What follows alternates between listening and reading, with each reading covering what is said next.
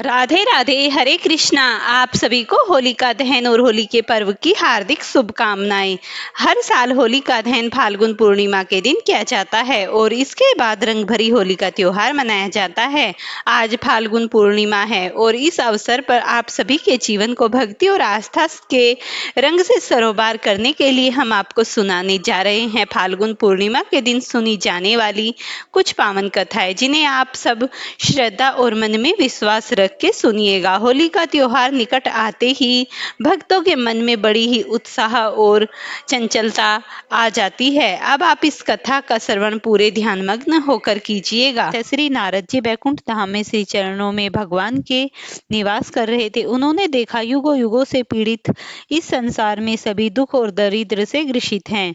और तब उन्होंने विनम्रता से पूछा, हे प्रभु, कौन सा व्रत नियम है जिसके करने से सदैव मनुष्य को सुख और शांति की प्राप्ति हो सकती है। तब भगवान श्री हरि मुस्कुराते हुए कहा, हे नारद, कलयुग में सत्यनारायण का व्रत ही सबसे सरल और फलदायी उपाय है।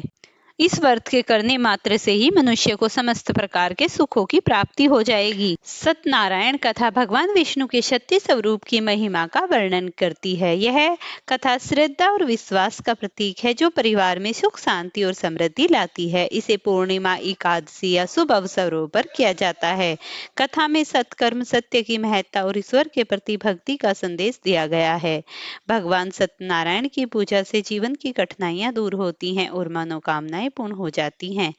प्रथम अध्याय का श्रवण कीजिए। एक बार नैमिषारण्य में एक तीर्थ आर्यावर्त के 88,000 मुनियों ने महामुनि श्रेष्ठ श्री सूत जी से पूछा, हे मुनि श्रेष्ठ, कलयुग में मनुष्य वेद विधान और धर्म विरुद्ध आचरण करते हुए पापों के बोझ तले दबता जा रहा है। अतः हे मुनि श्रेष्ठ, मनुष्य के कल्याण हेतु कोई ऐसा उपाय बताइए जिससे मनुष्य को पुण्य लाभ मिले। तब श्री सूत जी बोले, हे ऋषियों, आपने विश्व कल्याण के लिए उत्तम प्रश्न किया है। अब मैं उस मंगलकारी व्रत का वर्णन करूंगा जिसके संबंध में एक बार महर्षि नारद जी ने भगवान लक्ष्मी नारायण से पूछा था और उन्होंने नारद जी से जो भी कहा था उसे सुनिए। महर्षि नारद जी मानव कल्याण की इच्छा से विभिन्न लोकों का भ्रमण करते हुए पृथ्वीलोक पर जा पहुंचे। वहां अपने अपने कर्मों के अनुसार लोगों को दुखों से पीड़ित देखकर बहुत परेशान हुए और मन में विचार करने लगे कि इन प्राणियों का दुख का निवारण कैसे होगा। जब वह कोई उपाय न सोच सके तो वह विष्णु भगवान से मिलने पहुंच गए। वहां नारद जी ने श्वेत वर्ण और 4 भुजाओं वाले शंख, चक्र, गदा और पदा से सुसज्जित भगवान विष्णु की स्तुति करते हुए कहा, हे नारायण, आप सर्वशक्तिमान व सृष्टि के पालन करता हैं। आपका कोई आदि, मध्य और अंत नहीं है। आप सृष्टि के कण कण में व्याप्त हैं और अपने भक्तों की मंगल कामनाएं पूरी करने वाले हैं। मैं आपको नमन करता हूँ। नारद जी की स्तुति सुनकर भगवान विष्णु बोले, हे मुनिवर, आप मुझे अपने यहाँ आने का कारण बताइए। तब नारद जी ने कहा, पृथ्वीलोक के प्राणी अपने अपने कर्मों के अनुसार विभिन्न योनियों में रहते हुए दुखों से पीड़ित हैं। मुझ पर कृपा करते हुए ऐसा उपाय बताइए जिससे उनके दुखों का नाश हो सके। इसके उत्तर में भगवान विष्णु बोले, हे नारद, अब मैं ऐसे व्रत का वर्णन करने जा रहा हूँ जिसे करने से विश्व के सभी स्त्री पुरुषों को पापों से मुक्ति मिलेगी और निर्धनता नष्ट होने से मनुष्य अंदर तक जीवन यापन करेगा। श्री सत्यनारायण भगवान के इस व्रत को करने से जातक की सभी मंगल कामनाएं पूरी होंगी। नारद जी ने जब व्रत हेतु विधि विधान की जानकारी चाहिए तो श्री नारायण बोले, मन से, वचन से और कर्म से शुद्ध होकर मनुष्य भक्ति एवं श्रद्धा भाव से किसी भी दिन यह व्रत कर सकता है। इस व्रत में नवेद आदि भक्ति भाव से अर्पित कर ब्राह्मणों को भोजन कराने व दक्षिणा देने से सभी सुखों की प्राप्ति होती है। इस प्रकार सत्यनारायण भगवान की आराधना से सभी कष्टों से मुक्ति पाकर मनुष्य धन से संपन्न व सुखी होकर आनंद पूर्वक जीवन व्यतीत करता है। इसी के साथ अब प्रथम अध्याय समाप्त हुआ। अब आप द्वितीय अध्याय सुनिए। श्री सूत जी बोले, हे ऋषियों मुनियों, अब मैं आप सबको उस निर्धन ब्राह्मण की कथा सुना रहा हूँ जिसने श्री सत्यनारायण भगवान का सबसे पहले व्रत किया। प्राचीन समय में वह निर्धन ब्राह्मण काशी में रहता था और काशी में भिक्षा मांगकर अपना जीवन यापन किया करता था। ब्राह्मण की दुर्दशा देखकर ब्राह्मणों से प्रेम करने वाले श्री सत्यनारायण भगवान ने एक दिन बूढ़े व्यक्ति का रूप परिवर्तित कर उसके पास गए और जाकर पूछने लगे, हे ब्राह्मण देवता, तुम इस तरह घर घर भिक्षा मांगकर अनेक कष्टों को सहन करते हुए कैसे जीवन यापन कर रहे हो? ये दरिद्रता तुम्हारे जीवन में क्यों है? दरिद्र ब्राह्मण ने कहा, हे मित्र, आय का कोई साधन न होने के कारण मैं भिक्षा मांगकर अपना जीवन यापन कर रहा हूँ। निर्धन ब्राह्मण की बात सुनकर बूढ़े व्यक्ति ने कहा, हे मित्र, श्री सत्यनारायण भगवान का व्रत से सभी कष्टों का निवारण हो जाएगा। श्री सत्यनारायण भगवान की पूजा आराधना करने से तुम्हारी सभी मनोकामनाएं पूरी होंगी और तुम्हारे घर में धन संपत्ति की वर्षा होगी। ब्राह्मण को व्रत करने की विधि बताकर सत्यनारायण भगवान अंतर्धान हो गए। निर्धन ब्राह्मण ने बूढ़े व्यक्ति द्वारा बताए व्रत को करने का निश्चय किया। उस रात उसे नींद नहीं आई। वह व्रत करने के बारे में ही सोचता रहा और रात भर श्री सत्यनारायण भगवान का स्मरण करता रहा। प्रातः उठकर सत्यनारायण भगवान का व्रत रखने का निश्चय करता हुआ निर्धन ब्राह्मण भिक्षा मांगने के लिए निकल पड़ा। उस दिन ब्राह्मण को भिक्षा में बहुत धन मिला। घर लौटकर उसने अपने अपने आसपास के लोगों के साथ श्री सत्यनारायण भगवान की पूजा करने व उन्हें व्रत कथा सुनाने के बाद सभी को प्रसाद देकर स्वयं भी प्रसाद ग्रहण किया।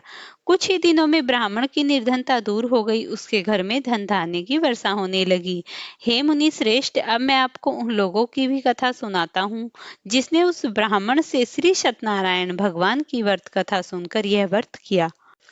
उसके अनेक कष्ट थे, वे कैसे दूर हुए। धन संपत्ति से संपन्न उस ब्राह्मण ने हर माह नियमित रूप से व्रत करते हुए जब अगले माह श्री सत्यनारायण भगवान का व्रत किया तो उस व्रत में बहुत बंधु बांधवों और मित्र सम्मिलित हुए। उसी समय एक बूढ़ा लकड़हारा वहां से गुजरा। उसे बड़ी प्यास लग रही थी, अतः जल पीने की इच्छा से बूढ़े लकड़हारे ने लकड़ियों के गट्ठे को जमीन पर रख दिया और घर आंगन में पहुंचकर उस ब्राह्मण से पूछा, हे ब्राह्मण देवता, आप किसका पूजन कर रहे हो और इस व्रत को करने से क्या लाभ है? कृपया कर मुझे बताइए। बूढ़े लकड़हारे की बातें सुनकर उस ब्राह्मण ने कहा, मैं अपने बंधु बांधवों और परिचितों के साथ श्री सत्यनारायण भगवान की पूजा कर रहा हूँ। इसको करने से श्री सत्यनारायण भगवान की अनुकंपा से निर्धनता नष्ट होती है और संसार के दुखों से मुक्ति मिलती है। ब्राह्मण से इस व्रत का वर्णन सुनकर बूढ़ा लकड़हारा बहुत प्रसन्न हुआ और मन ही मन सत्यनारायण भगवान का व्रत करने का निश्चय किया।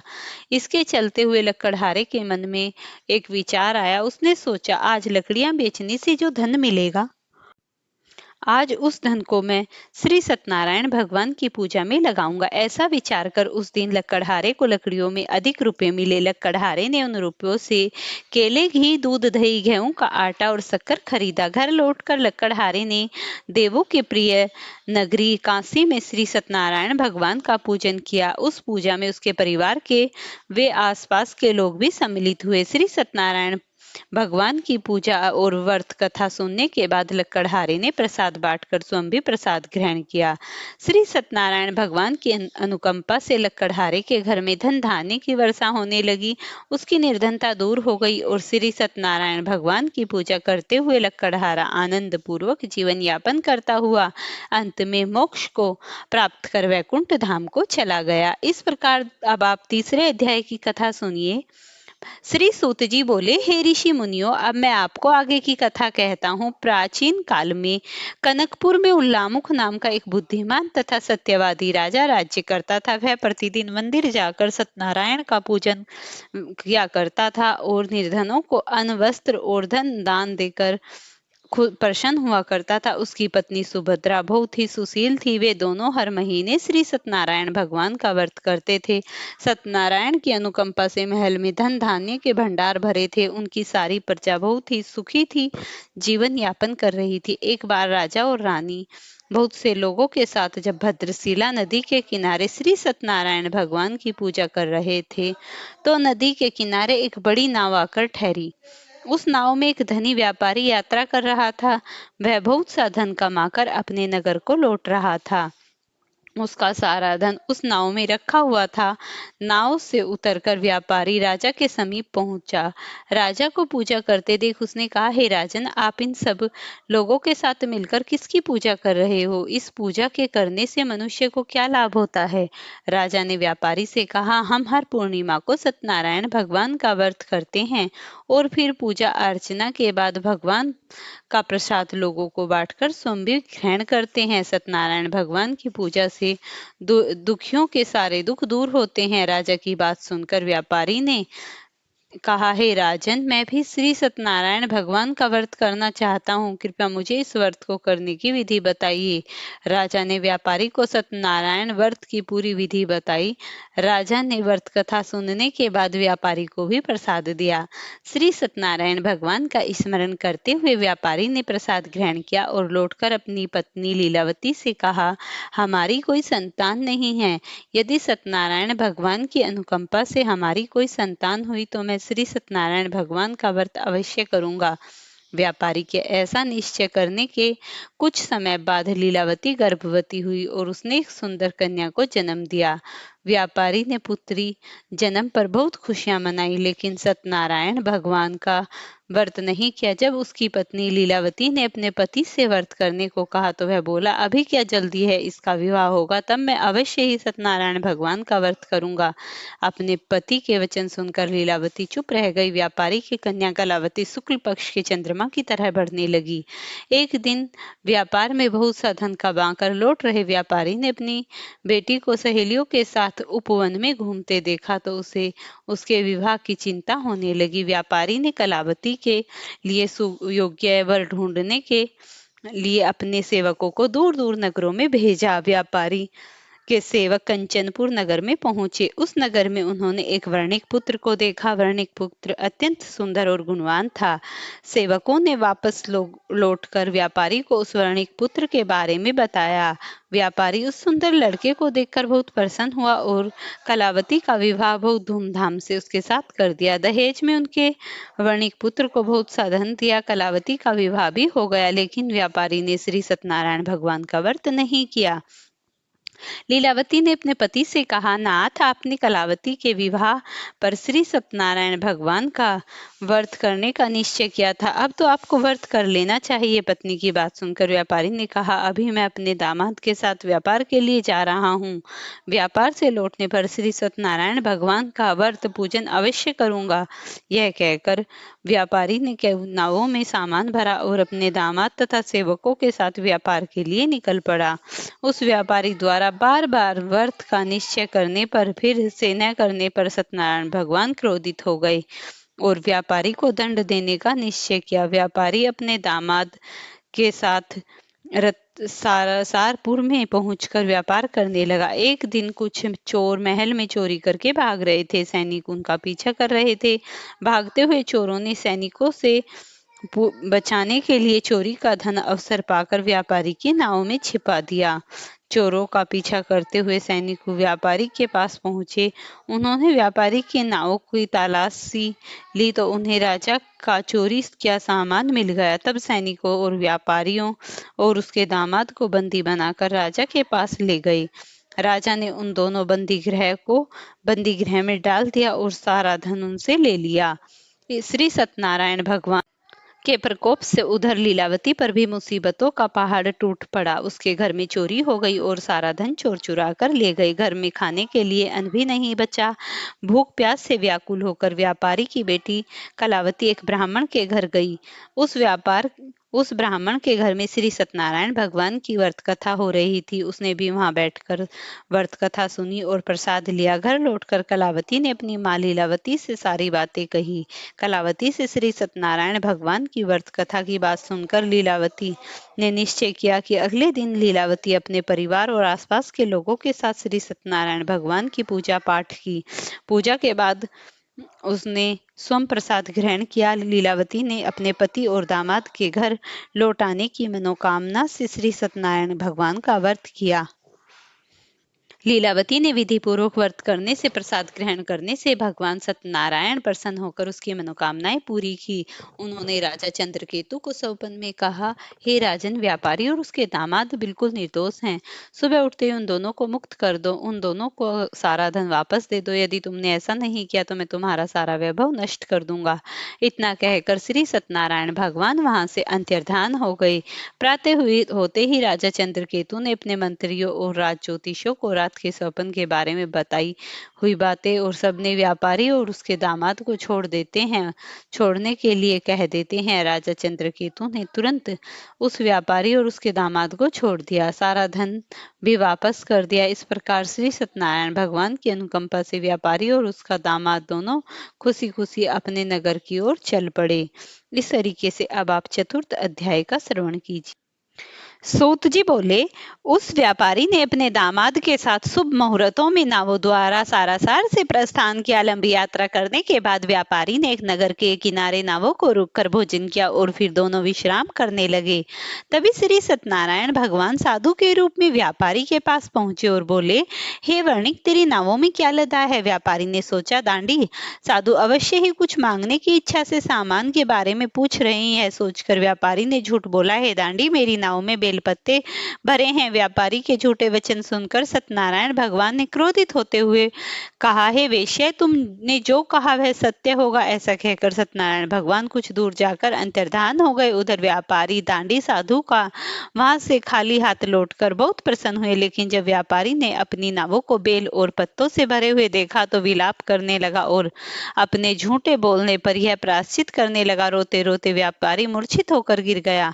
कुछ देर बाद जब उसकी मूर्छा नष्ट हुई तो उसके दामाद ने कहा, आप मेरे दुख से दुखी मत होइए, यह सब उस दांडी साधु के श्राप के कारण हुआ है। अब आप उसी दांडी स्वामी के पास जाइए, वहीं से तुम्हारी विपत्तियों से छुटकारा दिला सकते हैं। दामाद के ऐसे वचन सुनकर दांडी स्वामी साधु की तलाश में चल दिए। कुछ दूर जाने पर उसने एक वृक्ष के नीचे दांडी साधु के रूप में श्री सत्यनारायण भगवान से मिलने गए।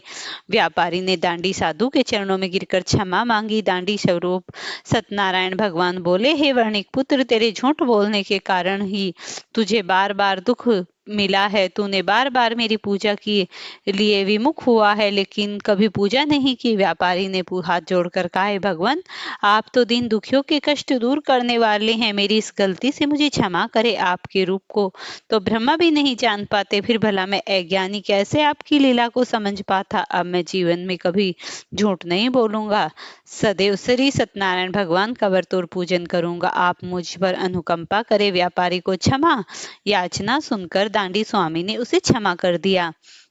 उसी समय व्यापारी की नाव से भरे हुए बेल और पत्ते धन धान्य में परिवर्तित हो गए।